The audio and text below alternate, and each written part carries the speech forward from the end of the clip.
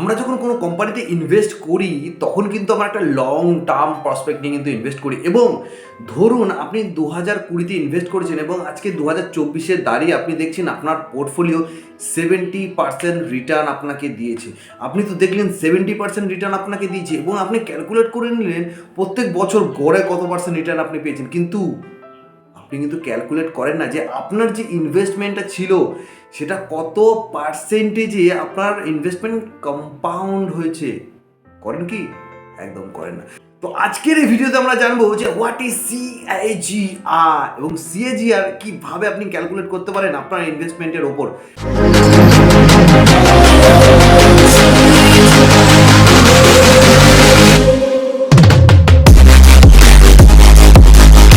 নমস্কার, আমি Dipendu Gayen and welcome back to another fundamental series.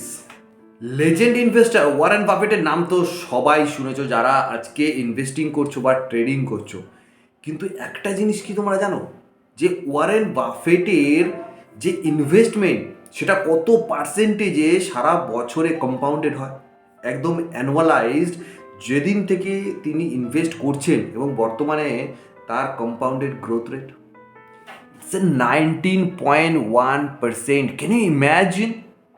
Suppose আপনি যদি আজকের দিনে দাঁড়িয়ে 1 লাখ টাকা ইনভেস্ট করেন এবং আগামী 20 বছর 30 বছর যদি 19.1%-এ আপনার কম্পাউন্ডেড গ্রোথ হয়, তাহলে ভাবতে পারছেন আপনার অ্যামাউন্ট কোথায় যেতে পারে।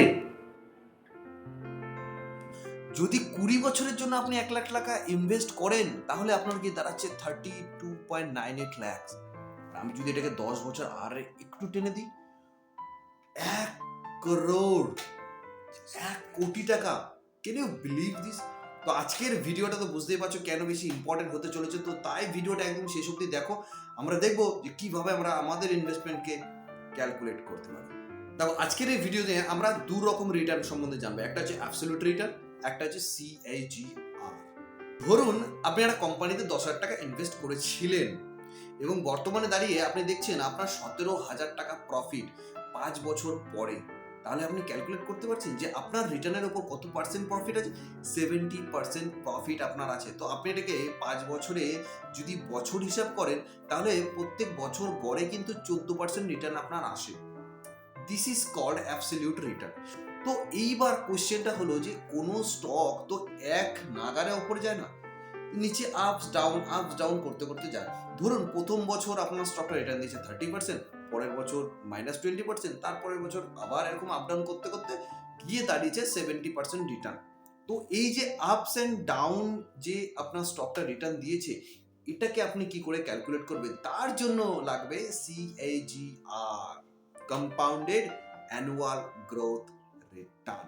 তো চলুন একটু বিশদে জানি। সো একটু আগে আমি বললাম যে আমাদের কিন্তু কোনো স্টক এক নাগারে কিন্তু রিটার্ন দেয় না। তো আপস ডাউন করতে করতে কিন্তু আমাদের রিটার্নটা পাওয়া যায়। তো আমরা এখানে কি করে ক্যালকুলেট করবো তার জন্য একটা ছোট ফর্মুলা আছে। ফর্মুলা কি? Final value divided by initial value into the power of 1 by time minus 1 into 100।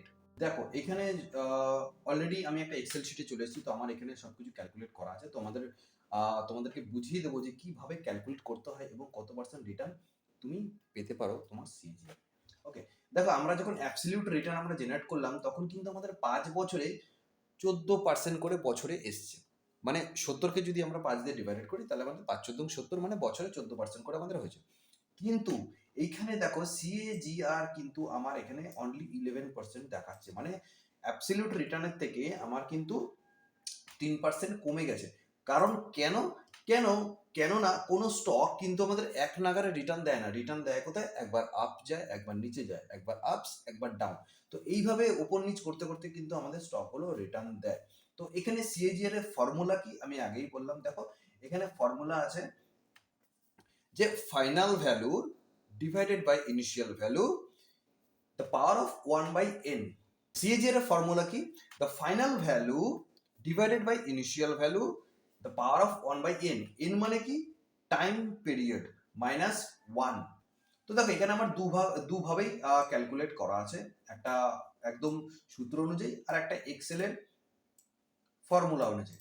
ওকে, তো আমি এখানে আবার ক্যালকুলেট করব। কিভাবে ক্যালকুলেট করব সিএজিআর বার করতে গেলে আমাকে প্রথমে একটা ইকুয়াল টু দিতে হবে, দিয়ে আমি এখানে লিখবো রেট। ওকে, রেট লেখার পর আমি দেবো ব্র্যাকেট, দেন কি আছে এন পার। এন পার মানে ওই যে দ্য পাওয়ার অফ 1/n, মানে কত পিরিয়ড, টাইম পিরিয়ডের জন্য। তো আমি এখানে ইনিশিয়ালি 5 বছর এখানে দেবো, দেন আমি একটা কমা দেবো। দেন আছে পিএমটি। পিএমটি মানে হচ্ছে পার মান্থ ট্রানজাকশন। আমার তো এখানে এসআইপির কোনো ব্যাপার নেই, আমার এখানে ওয়ান টাইম ইনভেস্টমেন্ট, তো আমি এখানে দেবো 0। ওকে, দেন আমি এখানে দেবো কমা, দেন আছে এটা হচ্ছে প্রিভিয়াস ভ্যালু। ওকে, তো প্রিভিয়াস ভ্যালু আমি এখানে দেবো 10,000, দেন দেবো কমা, দেন আছে ফিউচার ভ্যালু। তো এখানে যেহেতু -1 আছে, তো আমি এখানে ফিউচার ভ্যালু থেকে মাইনাস করে দেবো, মাইনাস ফিউচার ভ্যালু, দেন আমি ব্র্যাকেট ক্লোজ করব, ক্লোজ করে আমি মারবো এন্টার। দেখতে পাচ্ছ এখানে আমার 11% রিটার্ন কিন্তু এখানে আমার চলে এসছে। তো এক্সেল শিটে কিন্তু সব থেকে সহজ আমার ভ্যালু বের করা। তো দেখতেই পাচ্ছ, দেখো আমি এখানে অলমোস্ট 11% আমি এখানে ভ্যালু বের করে রেখেছি। 10,000 টাকা হচ্ছে আমার ফার্স্ট ইনভেস্টমেন্ট। দেখো 2025-এ গিয়ে আমার যে 10,000 টাকার উপর 11% আছে, তার ভ্যালু হচ্ছে 1119 টাকা। মানে এই 10,000-এর সাথে 1119 যোগ করলে হচ্ছে 11,119 টাকা। এইবার নেক্সট ইয়ারে কিন্তু কম্পাউন্ড কি হবে, আমার এই 11,119-এর ওপর 11% মানে হচ্ছে 1244 টাকা 96 পয়সা। তো এই 1244 টাকা 96 পয়সা যদি আমি 11,000-এর সাথে যোগ করি, তাহলে হচ্ছে গিয়ে আমার 12,364 টাকা 60 পয়সা। তো আবার নেক্সট ইয়ার এই 12,364-র উপরে গিয়ে কিন্তু আবার 11%। তো এইভাবে করতে করতে গিয়ে কিন্তু আমার যে ফাইনাল ভ্যালু সেটা কিন্তু 17,000 এই দাঁড়াচ্ছে। তো এইভাবে কিন্তু আমাদের সিএজিআর ক্যালকুলেট করতে হয়, যে আমাদের কিভাবে আমরা যে ইনভেস্টমেন্ট করছি সেটা কিভাবে ক্যালকুলেট করতে হয়। তো আমরা যখন স্টকে কোনো রিসার্চ করব বা দেখব, তখন কিন্তু আমাদের অবশ্যই স্টকের সিএজিআর দেখে নিতে হবে, যে সেই স্টকটার প্রফিট গ্রোথ বা স্টকটার কম্পাউন্ডেড অ্যানুয়াল গ্রোথ রেট কত পার্সেন্ট আছে। মিনিমাম যদি কোনো স্টকের 10%-এর ওপরে হয়, সেটা কিন্তু একটা ভালো সাইন হিসাবে দেখা যায়। তো তোমরা ইনভেস্টমেন্ট করার আগে অবশ্যই কোনো স্টকের সিএজিআর কিন্তু অবশ্যই দেখে নেবে। শুধু কিন্তু সিএজিআর দেখলেই স্টকে ইনভেস্ট করে দেবে এমনটা কিন্তু নয়।